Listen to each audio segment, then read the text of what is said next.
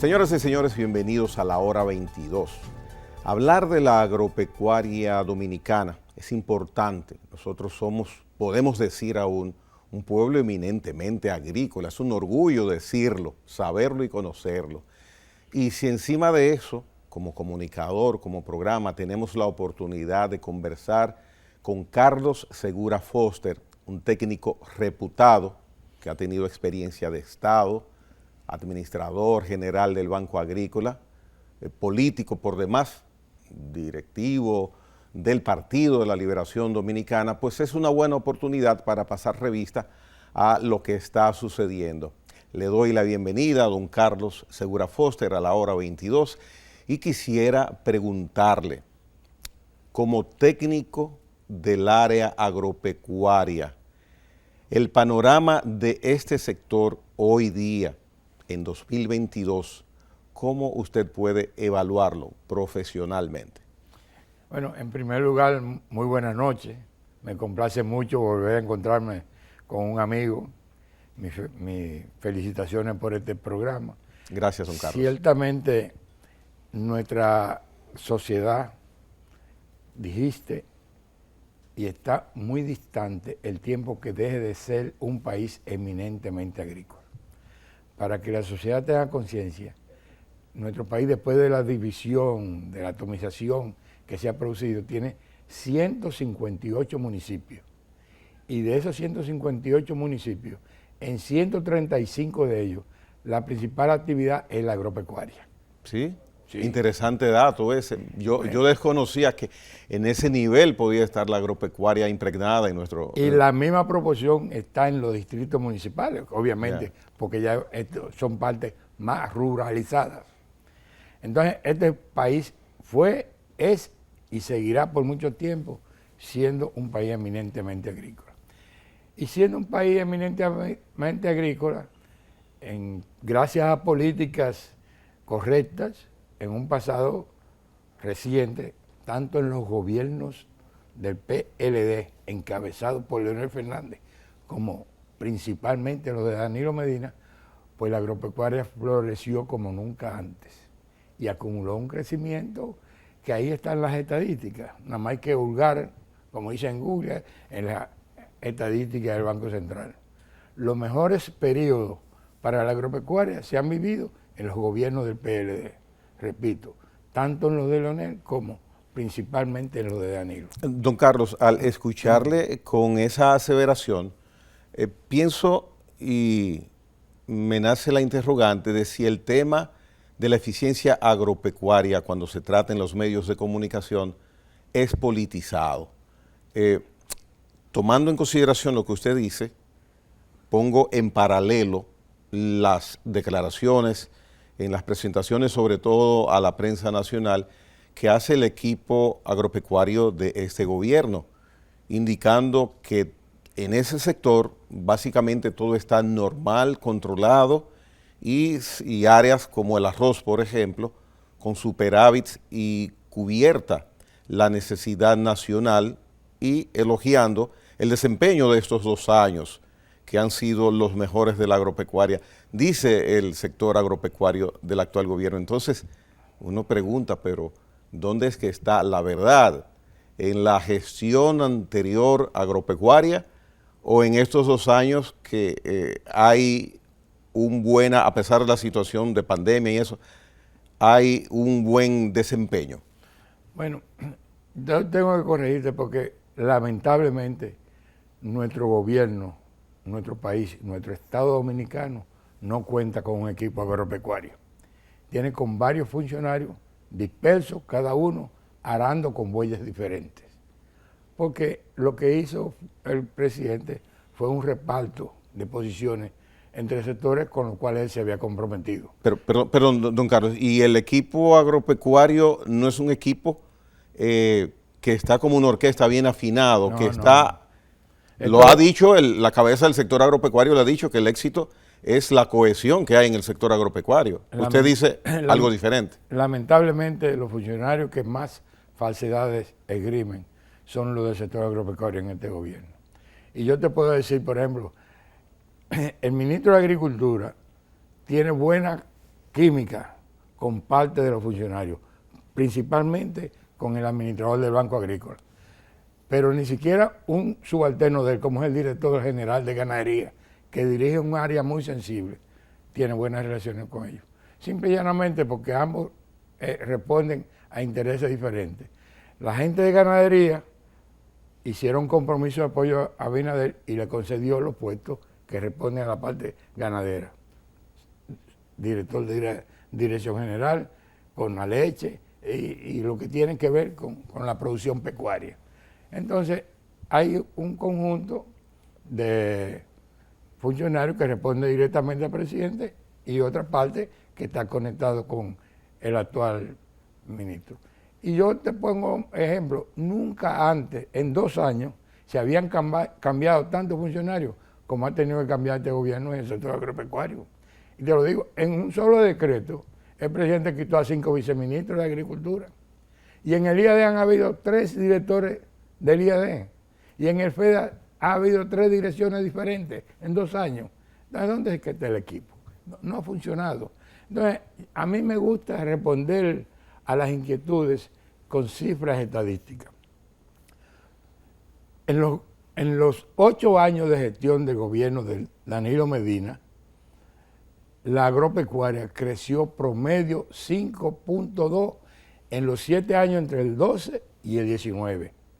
Y creció hasta septiembre del 20, que fue la última participación en términos de tiempo del gobierno, dejó la producción agropecuaria creciendo 4%. En los gobiernos de Leonel, del PLD, esos porcentajes se mantuvieron también cerca al 5%. En los gobiernos del PRD, 78-86, la agropecuaria decreció y volvió a decrecer en el periodo 2000-2004. Entonces, ahí están las estadísticas. Al que lo dude, que entre a las informaciones Banco Central y se encontrará con ellas. Yo se la puedo mostrar a quien lo desee. Entonces, si nosotros dejamos la agropecuaria creciendo 4% y teniendo un promedio acumulado de 5.2, cuando estas autoridades llegaron, que contrario a lo que hicieron otros sectores de la economía, entiéndase, la parte económica, tanto la monetaria como fiscal, o la parte de zona franca o turismo, que siguieron la ruta que tenía este país acumulado, las autoridades del sector agropecuario lo que comenzaron fue a denostar y a negar los éxitos que se habían tenido en los gobiernos anteriores. Y eso quedó demostrado el mismo día. Desmontaron lo que son las subastas de importación de alimentos cuando era necesario. Y el mismo día salieron con patrullas a quitar camiones, equipos y a desbaratar empresas que habían nacido bajo el influjo de la visita sorpresa. Entonces, eso destruyó el sector productivo porque las importaciones ya hechas a discreción importaron un volumen de productos que no era necesario. Remolacha, zanahoria, papas y cebolla. La población debe recordar lo que sucedió en este país, que hubo productores que prefirieron destruir sus plantaciones porque les resultaba más caro la recolección y el transporte para venderlo, porque no podían competir con la cantidad de productos que se importaron. Ahí están las cifras. En 4 meses importaron el 70% del volumen de importación en el año 2020 completo. Y el desorden se tradujo en tal magnitud que en Nochebuena, que en la mesa del dominicano no falta un pollo, hubo mesas que no llegó un pollo, porque fue cuando se disparó. ¿No te recuerdas que en Nochebuena del 20 el pollo se puso entre 85 y 100 pesos? Y hubo municipios que ni siquiera pollo llegó.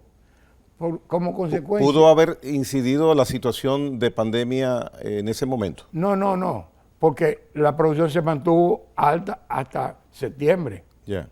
Se descalabró porque en octubre, que es cuando se planifica el consumo de diciembre en lo de producción de ciclo corto, y el pollo se produce a partir de la incubación del huevo en 60 a 61 días, y a partir del huevo fértil convertido en pollo entre 39 y 41 días. ¿Y qué pasó con esa programación? Esa programación programó producir 17.400.000 pollos, ciertamente lo produjeron, pero en diciembre el consumo se eleva a más de 19 mil millones. Es así, 19 millones. 19 millones, escúchame, lo de mil. Entonces, la realidad es que los 17.4 que produjeron no fue suficiente para la demanda y se disparó el precio. Y el precio se ha mantenido alto, a veces correctamente, otras veces incorrecta, porque recuerda que a principios del 21 pusieron al presidente así, que a partir del miércoles la gente iba a volver a comer pollo a 50 pesos. Y eso no se ha visto más nunca. Simple y llanamente, porque las autoridades que no gobiernan privilegiaron las importaciones en perjuicio de la producción nacional.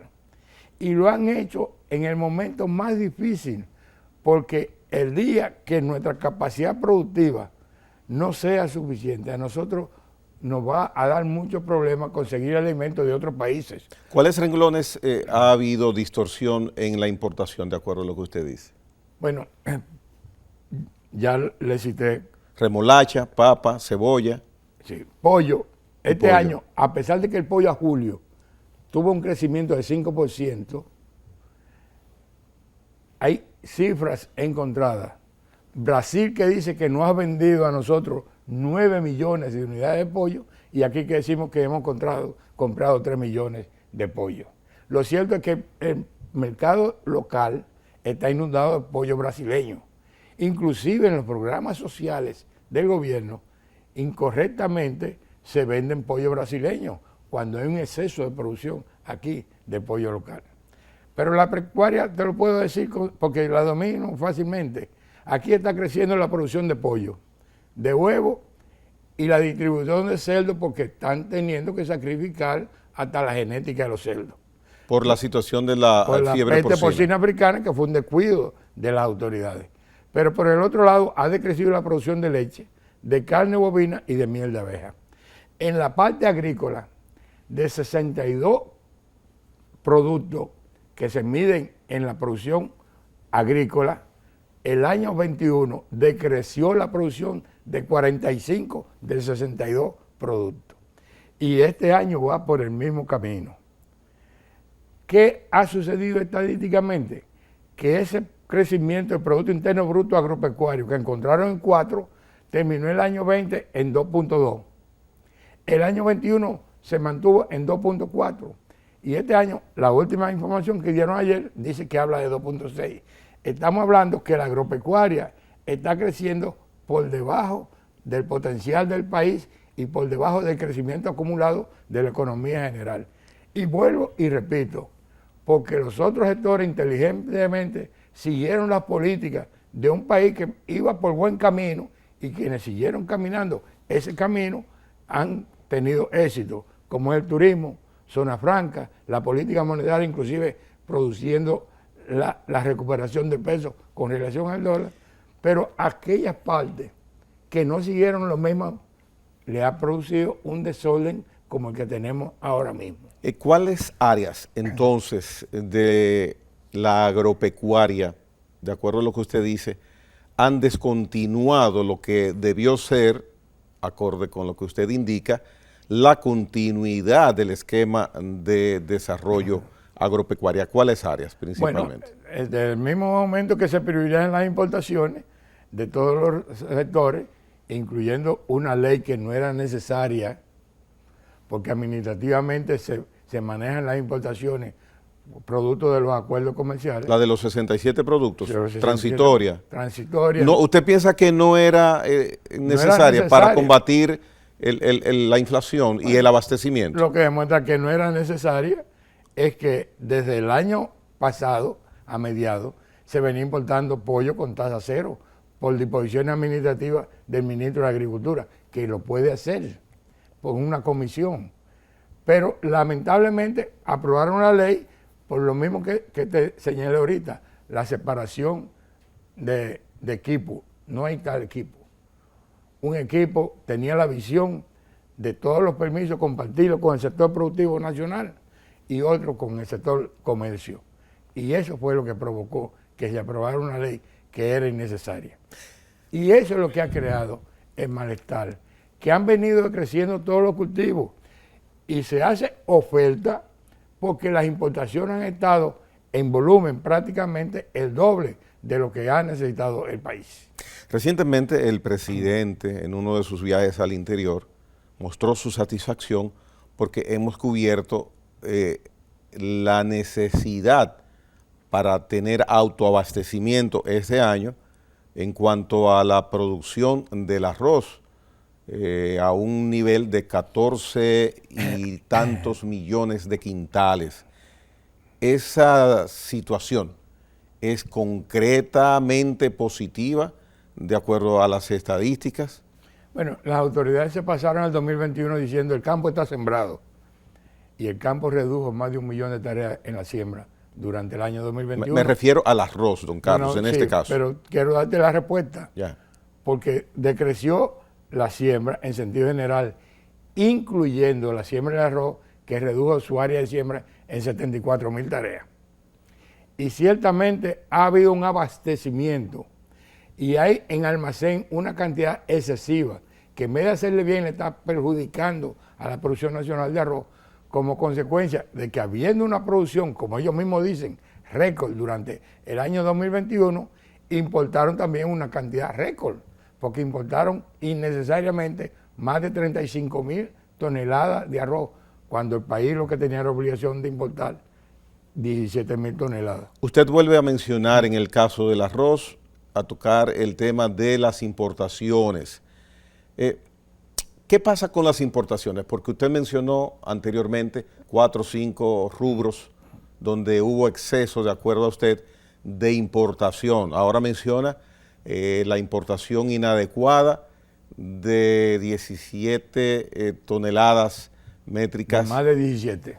De arroz. Más de 20 toneladas inadecuadamente se importaron. A su juicio, ¿qué está pasando entonces con el criterio para importar la necesidad que tenemos de rubros y no excedernos para no después tener un stock que no sabremos qué hacer con él? Porque son autoridades que sus principales relaciones están conectadas con el área de los importadores y han perjudicado a la producción nacional. Y no solamente la sobreoferta que hay del arroz es consecuencia de importaciones innecesarias, sino que también ha bajado drásticamente el consumo de arroz en nuestro país. Primero, por la pérdida adquisitiva de la población dominicana y en segundo lugar, porque programas esenciales como es el de alimentación escolar no se pudo implementar en el año escolar 2021 ni 21-22. Ahora es que están tratando de arreglarlo y todavía sigue pendiente de ser enderezado. De un país importando de más, produciendo bien, importando de más y consumiendo menos, tiene esa situación que lleva a que hay una oferta adecuada. Sí, hay oferta, pero en perjuicio tanto de los productores como de los consumidores. Bien, vamos a hacer una pausa para continuar conversando con Carlos Segura Foster sobre agropecuaria en República Dominicana. Volvemos en breve.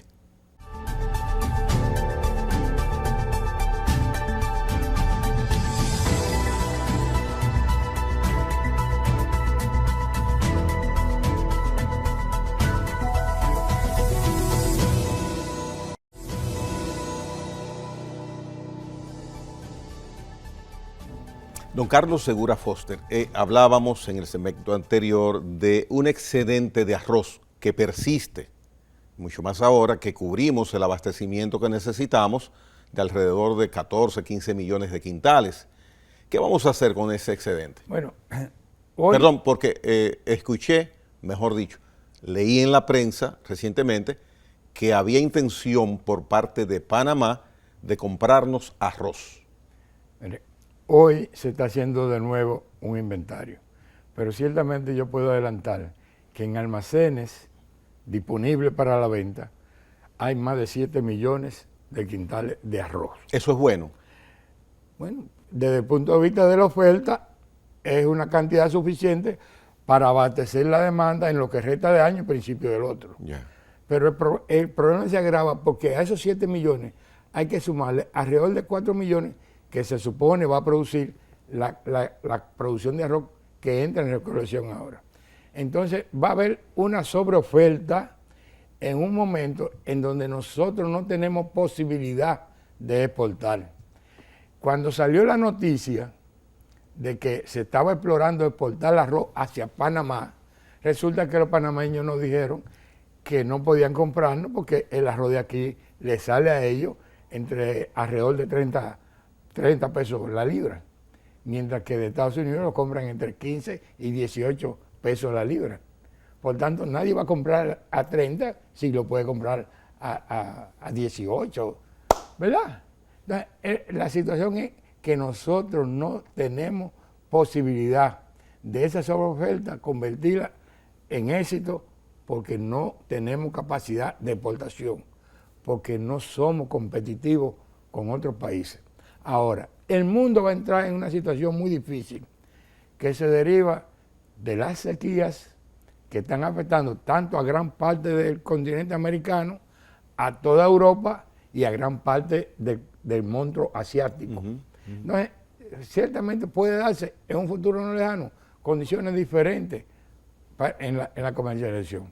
Pero eso es lo grave, porque cuando se produzca escasez en el mundo entero, los países lo primero que hacen es que preservan lo que se va a consumir en su país, preservarle el consumo a sus ciudadanos. Luego piensan en exportación. Entonces, si a nosotros se nos presentara una crisis, no tendríamos posibilidad de adquirir comida en el resto del mundo. Por las dificultades que se están viendo, que ojalá se superen, porque las oportunidades, cuando hay problemas, usted con inteligencia convierte los problemas en oportunidades.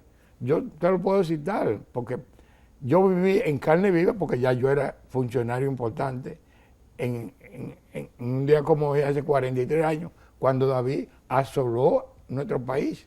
Fue devastado nuestro país, principalmente la agropecuaria. Sin embargo, con una acción conjunta de todas las instituciones, el país recuperó su capacidad productiva en pocos meses. De ahí fue la imagen de Hipólito, del éxito de la recuperación. Como posteriormente fue el éxito de la imagen de Radamés Segura en recuperar la luz rápidamente después del ciclón George. Entonces, cada amenaza, cada daño, cada problema que se presente, si usted actúa inteligentemente, usted lo convierte en una oportunidad excelente de sobresalir. Entonces, nosotros tenemos serios problemas, porque es que la mayoría de los renglones de nosotros no son competitivos. Yo te voy a citar un caso específico, que lo conozco al dedillo, la papa. Desde antes de este gobierno, nosotros estábamos exportando papa hasta Rusia. Nosotros éramos autosuficientes en papa. Y habíamos exportado remolacha y zanahoria a las islas del Caribe, también autosuficientes. Todos esos renglones comenzaron a importarlos. Entonces, ¿qué sucedió aquí? Aquí trajeron papa desde California. Y ¿en qué año? Ahora, este año. 2019, 2018 se ahora, importó. Este año, pregunto, 2022. 2019, 2018, 17, ¿se importó papa? No. No, ok, continúa. No, éramos autosuficientes. Yeah. En el 20 exportamos y en el 21 exportamos. Pero han traído y trajeron papa que se vendía la importada el doble de lo que se vendía la de aquí. ¿A quién perjudicó? A los productores. Pero hay escasez de papa, que se está importando papa. No, no hay escasez, hay excedente. Hay exceso del consumo de papa. Nosotros producimos papa por encima de la demanda de papa. Y sin embargo se está importando. Entonces, si yo le pregunto... Como estamos importando cebolla sin necesidad. Si le pregunto entonces por qué se está importando, usted me respondería, como en el segmento anterior, por la relación que hay con el sector importador. Claro. ¿Y cómo es posible que ese sea un criterio? Porque si eso es tal y como usted dice. No, porque yo lo puedo demostrar que con las importaciones se está privilegiando a los importadores. ¿Y la justificación para importar papa, por ejemplo, cuál es? Bueno, porque tiene que haber una explicación y una justificación para tomar una decisión si somos autosuficientes en ese rubro. Gregory, mira, los convenios internacionales y los reglamentos del país y las disposiciones legales establecen que las importaciones tienen que tener una parte de salvaguardar la producción nacional. Ya. Por eso la Comisión de Importaciones es un trío, es una pata de una mesa de 3 patas. Compuesta por... El ministro de Agricultura, Ya. que debe velar por la producción nacional. Correcto. El ministro de Industria y Comercio, que debe velar por el consumidor nacional. Y el director de aduana, que debe velar por el cobro de los impuestos que le permite al gobierno seguir operando. Pero la decisión la toma ¿quién? No, los 3, en teoría los 3. En teoría. Pero en la práctica, generalmente eso lo decide el ministro de Agricultura, o lo decidía anteriormente. Como consecuencia que lo decidía prácticamente el ministro de Agricultura, y como consecuencia de que el sector comercio reclamó, entonces se ideó hacer la ley de tasa cero, agregando una comisión que integró a los 3 existentes 14 funcionarios más.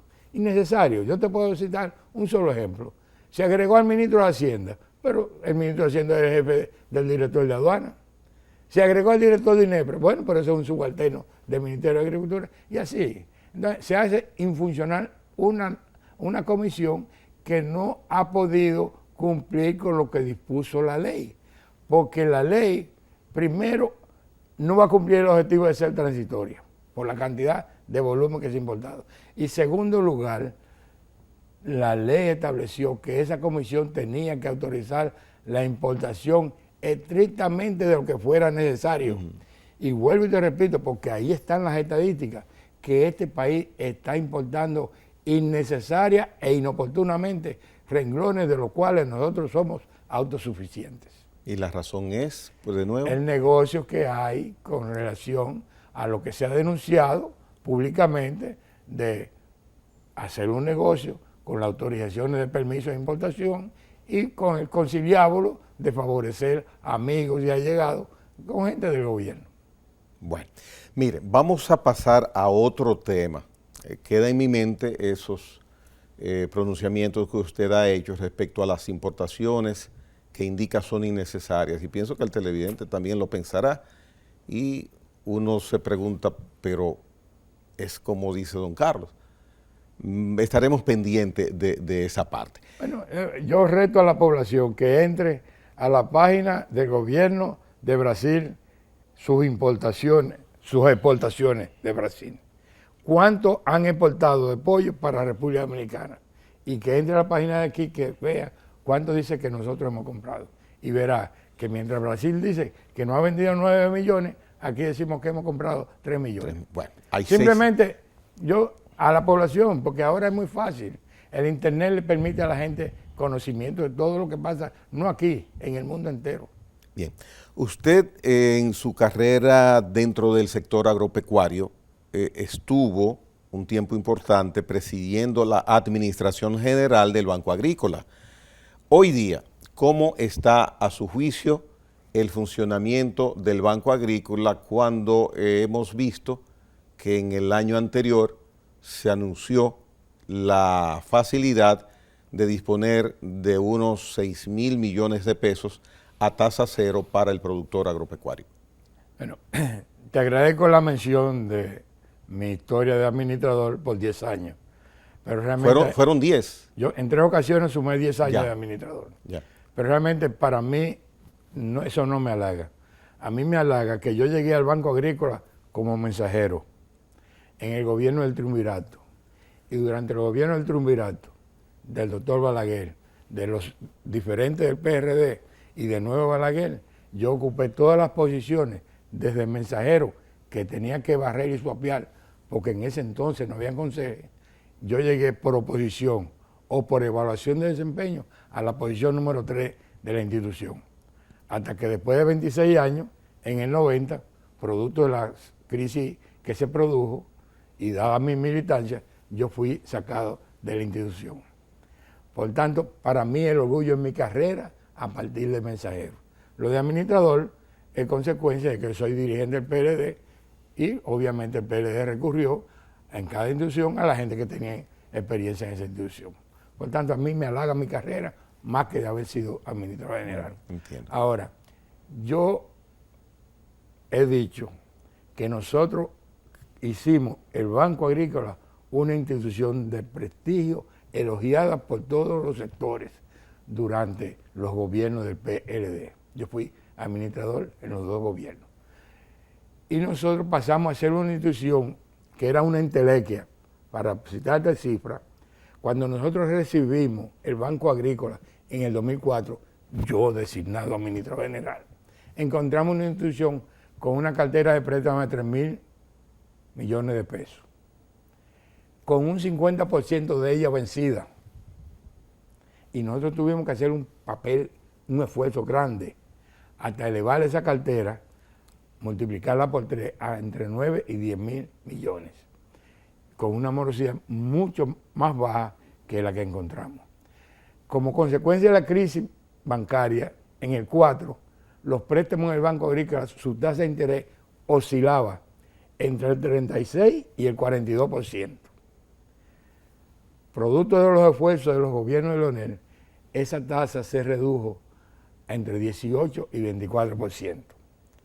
Y como consecuencia de la política de Danilo Medina, esa tasa se redujo entre el 5 y el 8%. Lo digo tan sencillo como lo siguiente. El cliente que nosotros encontramos en el 12 debiendo 1 millón de pesos, pagaba al año 180.000 pesos de interés. Cuando lo dejamos pagando 80.000 pesos de interés. Es decir, ganancia de 100.000 pesos que se lo economizaba solamente en el pago de interés. Y he repetido hasta la saciedad que el crédito no es un componente que encarece la producción, porque no hay una sola actividad de la producción de cualquier cultivo que sea inferior o inferior a la tasa de interés. El 8% de interés que nosotros dejamos está por debajo de cualquier renglón de costo de producción. Ahora, el crédito, para que sea eficiente e incide en la producción, como incidió en los gobiernos del PLD, especialmente los de Danilo, tiene que ser otorgado en cantidad suficiente, en el momento oportuno y barato. Por tanto, nosotros cumplimos con esos renglones agregándole que solamente como consecuencia de que por la crisis que se heredó, nosotros tuvimos que comenzar a ser regulados por la ley 18302 con la supervisión de la Superintendencia de Bancos. Por tanto, nos vimos obligados que además de esas condiciones de crédito suficiente, oportuno y barato, nosotros teníamos que financiar proyectos técnicamente factibles y económicamente rentables. Y así sucedió. Y los números están ahí. Prestamos en los 8 años de Danilo 145.000 millones de pesos, de un total de 242.000 millones de pesos prestados por la institución en 75 años. Esa es la realidad. Ahora, dijimos, cuando anunciaron los 5.000 millones para tasa cero, que no era necesario ni era conveniente. Bueno, pero al que Dios se lo dio, San Pedro se lo bendiga. Pero, don Carlos, es mejor para mí en un año, en vez de 80.000 pesos de intereses, pagar cero interés. Pero daña la institución. ¿De qué manera? Bueno, lo primero que tengo que explicarte. Yo lo que quisiera es ver la situación del agropecuario, sí, del productor agropecuario. Mire, los 5.000 millones no se le prestaron a los productores, se le prestaron a instituciones gubernamentales y a grandes empresarios en un 80%. Y 5% se dedicaron a gastos administrativos y 15% llegaron a pequeños y medianos productores. Ahí están las cifras. ¿Y de dónde sale ese desglose, don Carlos? Bueno, porque usted está diciendo que 5.000 millones de pesos a tasa cero para el sector agropecuario, miles y miles y miles de pequeños productores entonces no tuvieron acceso. Si solamente a ellos llegó un 15%. Nosotros prestábamos 25, entonces 5 de 25, ¿cuánto? De 20%. Yeah. Y esos 5 no se le prestaron a los productores. Vuelvo y te repito, porque ellos lo anuncian y lo publican. Ahí hay un préstamo de 800 millones del Ministerio de Agricultura y de 200 del IAD. Y de los 5.000 millones a tasa cero. Sí, y 100 a INEPRE, y 20 al IDIA, y 20 al Instituto del Tabaco. y 378 que ellos lo publicaron a la agroempresa de producción de salsa de tomate. Entonces, no llegaron a los productores. Pero, de todas maneras, a que Dios se lo dio, San Pedro se lo bendiga. Pero 5.000 no era la necesidad del campo. Ya nosotros habíamos llegado al umbral de 25.000. Bueno, ellos dicen que han llegado a 58.000. Es la última información que dice, en 2 años. Y yo digo que así no se vale, porque están dilapidando los recursos. Porque yo digo aquí, y reto a que me desmientan, que el banco ha establecido la política que todos los amigos y allegados que tienen préstamos vencidos le dan un préstamo sobre préstamo para pagar, incluyendo capital, intereses y hasta parte de la mora. Entonces, esos préstamos no han incidido en mejorar la producción. Y por primera vez en años consecutivos, contrario a lo que dicen las estadísticas de la institución, que a mayor cantidad de préstamos, mayor cantidad de producción, ha habido mayor cantidad de préstamos y menos producción. Y ahí están las estadísticas y se pueden corroborar.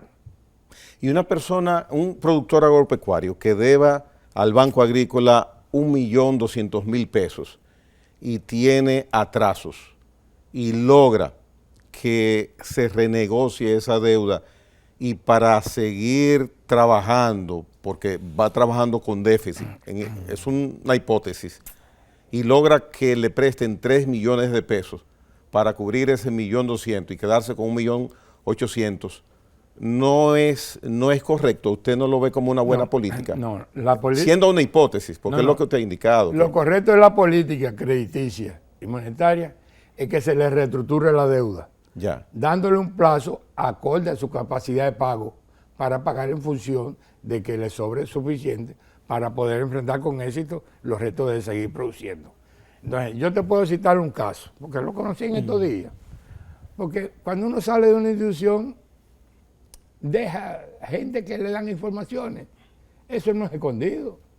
Pero ahí están las estadísticas también. En estos días salió a relucir un préstamo que nosotros le otorgamos a un agroempresario en el 15 de 10 millones de pesos. Con intereses y mora no pagados. Se venció en el 17, ha llegado a prácticamente 20 millones de pesos. Originalmente, ¿cuál fue el monto prestado? 10 millones. 10 millones. Pero nunca pagó interés. Wow. En 7 años. ¿Y qué pasó con ese negocio? Bueno, quebró. Está cerrado. Oxidado la maquinaria. Ya. Bueno, a ese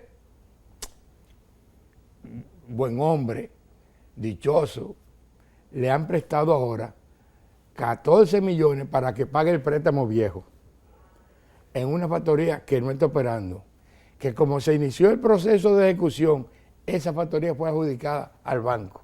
Se la van a retornar sin maquinaria en equipo para operar, pero le van a prestar además de los 14 a tasa cero, le van a prestar 20 millones supuestamente para que la ponga a operar. Y esa factoría con 20 millones no se pone a operar. Bueno, usted lo dijo. No lo digo y lo puedo demostrar.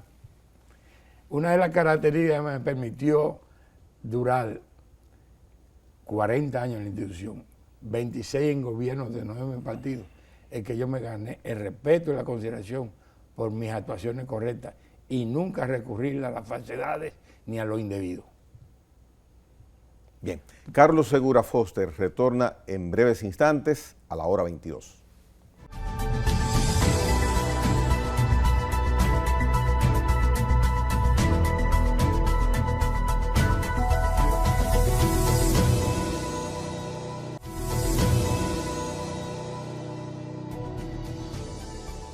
Con la experiencia y el conocimiento que usted tiene, don Carlos, en el área agropecuaria, si yo quisiera incursionar en ese mundo, viendo usted las circunstancias actuales, las condiciones que las políticas institucionales tienen como ofrecimiento para incentivos al productor agropecuario, ¿dónde usted me diría que me dirija a invertir mi tiempo, mi esfuerzo y mis recursos en el área agropecuaria en el país? Mis recomendaciones ayer, hoy y será así siempre, es invertir en productos de agroexportación. Cuando incluyo la agroexportación, son productos que puedan satisfacer la demanda local y generar excedentes para exportar. Ya. Por Porque ejemplo, las importaciones no son malas por sí, son malas si no son necesarias.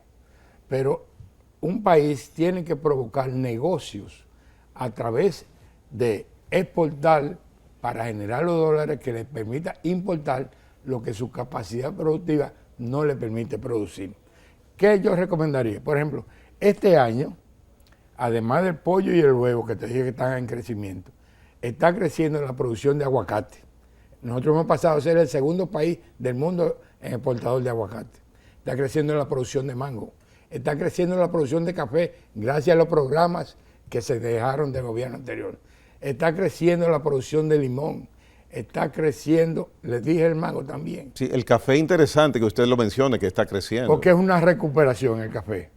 El café creció este año, de la cosecha 21-22, 700,000 quintales. Lo dijo en Dubán ahora, creció un 25%. Pero esas plantaciones que están produciendo, todo lo que te he citado, son plantaciones que comienzan a producir a los 3 años. Por tanto, en esto nada ha incidido la política del actual gobierno. Están entrando en producción plantaciones que se heredaron del gobierno anterior. Entonces, para nosotros es de gran satisfacción que este año también entra una proporción grande de producción, tanto en todo lo que le he citado, porque nosotros enfocamos una política comandada por la visita sorpresa que convirtiera en productor en su propio comercializador para que la ganancia del comerciante se quedara a su favor y además se convirtiera en exportador. Por eso todos los proyectos de visita sorpresa, de aguacate, de coco, de mango, se le puso una planta para que ellos me exporten. Ahí está la de Baní, para exportar mango, ellos mismos, los mismos productores, o los productores de aguacate para que ellos mismos exportaran su aguacate, o los productores de vegetales como ají y otros, para que ellos mismos exporten. Entonces, son estructuras de productos que nosotros estamos en capacidad de producir, pero que nosotros tuvimos la suerte de hacernos autosuficientes hasta llegar al 89.7 de la demanda nacional, cuando nosotros aumentamos la capacidad de consumo del pueblo dominicano, mejorándole su capacidad adquisitiva, aumentamos el turismo de 3,5 millones a casi 7 millones de turistas, pero además el programa de alimentación escolar lo elevamos de 500,000 estudiantes que recibían un desayuno a 1.500.000 estudiantes que recibían un desayuno, una merienda, el almuerzo y otra merienda. Y con la sabiduría del presidente de que a partir del 18, después de nosotros haber llegado al nivel de satisfacer toda nuestra demanda, él dispuso que todos los programas sociales del gobierno se hicieran con productos nacionales. Mire, el sector lechero, importantísimo, siempre aboga porque sus condiciones de producción varíen respecto sobre todo al precio al que le es comprado su producto. Hábleme del sector lechero. Bueno, primero tengo que darte la cifra. Cuando nosotros llegamos en el 12, la producción de leche era 550 millones de litros. Lo elevamos a 900 millones de litros, prácticamente el doble. La leche no fue antes ni es ahora y podríamos ser en un futuro no lejano autosuficiente. Pero ha venido luchando con importaciones de leche que no es leche y de queso que no es queso. Entonces eso ha limitado mucho el avance, porque cada vez que vamos avanzando se produce una importación excesiva de leche que compite en precio con relación a lo de aquí y entonces se desestimula la producción nacional. Ahora mismo la leche, el año pasado decreció 29 millones de litros y este año va a duplicar el decrecimiento. ¿Cómo se podría revertir esa situación? Porque es, como usted lo dice, durante años, es una realidad que todo mundo relacionado con el sector conoce. Sobre todo los gobiernos saben de esa situación y no ha habido forma de combatir esa irregularidad, esa distorsión. Porque aquí, a pesar de los esfuerzos que hicimos en el gobierno anterior, ahora se están haciendo de nuevo esfuerzos, se está obligando al etiquetado de los productos. Y entonces aquí se trae cualquier agua de tindanga parecida a leche. Y entonces eso se vende mucho más barato que la leche. Y por tanto el ganadero local no tiene los precios que se merece. Aquí se está haciendo eso del etiquetado, pero se ha cometido un error que ojalá sea enmendado. Por ejemplo, nosotros establecimos que toda la leche en los programas sociales sea de producción nacional. Y por eso establecimos 5 grandes cooperativas en Atomayor para los ganaderos del este, Aganta de Monteplata, Santiago Rodríguez, Copesur, y teníamos el diseño para la provincia de Duarte y Puerto Plata de plantas de los mismos productores de leche para que ellos procesaran. Entonces todos los programas, incluyendo la alimentación escolar, tenían que dar leche pura o leche saborizada, pero de producción nacional. Y le pusimos un incentivo que cuando el almuerzo o el desayuno fuera de producción nacional, se le pagaba un adicional de 2 pesos. Eso llevó a las plantas de los propios ganaderos que le pagaron precios de fidelidad para preservar al productor a servirle la leche de 1 peso por encima de la. Y por eso se creó la estabilidad de precios, que tuvo mucho que ver también con la estabilidad de la economía en ese gobierno, que logró el fenómeno de alto crecimiento con baja inflación. Y yo le puedo decir a usted y a toda la población que ninguno de los productos de alimentos en los 8 años de Danilo, sus precios aumentaron por encima del índice de inflación del país. Ahora mismo, el índice de inflación de los alimentos está mucho más alto que el índice de inflación del país, a pesar de que el país tiene una inflación alta. Hay una realidad que entiende usted, la reconoce, que es la situación internacional, un componente externo que es inevitable que se aplique también en el costo de producción. Hay una realidad innegable de factores externos que nos afectan, primero por la pandemia, luego por la confrontación Rusia-Ucrania y luego por conflictos de enfermedades que siguen apareciendo, pero los problemas que nos afectan a nosotros afectan a otros países. Y todos los países similares a nosotros, su inflación está por debajo de la nuestra. Nosotros somos el 4º país en inflación más alta del área. Mire, nos quedan, don Carlos, unos cuantos minutos. Yo quisiera una reflexión, igual que al inicio del programa, una reflexión desde el aspecto técnico, desde el aspecto profesional, con la experiencia lograda de tantos años en el sector. De acuerdo al comportamiento, al manejo del sector agropecuario, ¿cuál piensa usted será el resultado para los productores en los próximos 2 años y por ende también para el consumidor en esa importante área agropecuaria? Si las autoridades no recuperan su credibilidad y hacen lo que deben hacer a favor de la producción nacional, la situación va a ser muy difícil. Empezando por qué hacer, qué deberían hacer, empezando por qué. En primer lugar, todos los subsidios que dan, darlo a la parte primaria que incida en el costo de producción y que mejore la rentabilidad del productor. Y que el país se aboque a importar exclusivamente lo que el país no produzca. Entonces, nosotros pudiéramos hacer, para citar un solo ejemplo, reducir lo que se gasta en commodity en el caso del maíz, haciendo una siembra masiva de 1 millón de tareas que la tenemos entre Manzanillo, Oviedo, lo que se siembra de tomate, lo que se siembra de habichuela, producir ese maíz que nos economizaría como el 25% de los dineros que nosotros gastamos para importar maíz de otros países. Pero es que se ha tratado anteriormente, se han hecho intentos que se han devuelto, porque el maíz que se puede producir acá no da la rentabilidad por tarea que se espera, por la inversión que hay que hacer. Nosotros hicimos unos ensayos con maíz híbrido, cuya producción era entre 8 y 15 quintales por tarea, que sí era muy bueno y era preferible para la crianza animal, porque hacer maíz tierno, fresco, sus proteínas eran mucho mejores que el maíz importado después de pasar por frío y mucho tiempo de almacenamiento. Y 1 millón de tareas sembradas de maíz produciendo entre 8 y 15 quintales por tarea es significativo para el consumo, para la necesidad. Alrededor del 25 al 30% del consumo de la producción animal. Y la rentabilidad de ese 1 millón de tareas sería buena para la inversión, manteniéndose a nivel, porque no es rentable con la producción tradicional del maíz típico de aquí, que produce entre 1 quintal y medio y 2 quintales por tarea.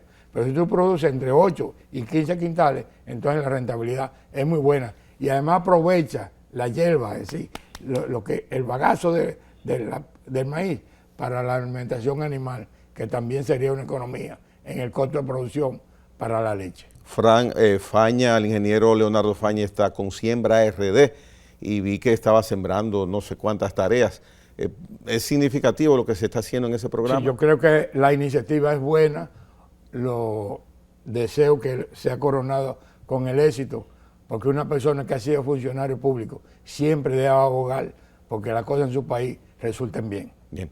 Bueno, yo espero que con lo expuesto por don Carlos Segura Foster, una persona con vastísima experiencia en el área agropecuaria del país, quienes hayan escuchado y quienes necesiten escuchar lo que él ha expuesto hoy, le presten atención, porque pienso que la intención que usted tiene es positiva para el dominicano, para el productor y para nosotros los que recibimos los productos que vienen del campo. Todos los ciudadanos responsables, sean gobernantes o gobernados, tenemos que abogar por el avance de nuestra sociedad, porque se mantenga la paz social, porque si perdemos la paz social, vamos a perder nuestra principal fortaleza, que es el negocio del turismo. Gracias, don Carlos, por su comparecencia en la hora 22. Señores, mañana otra entrega más de este programa. Hasta entonces.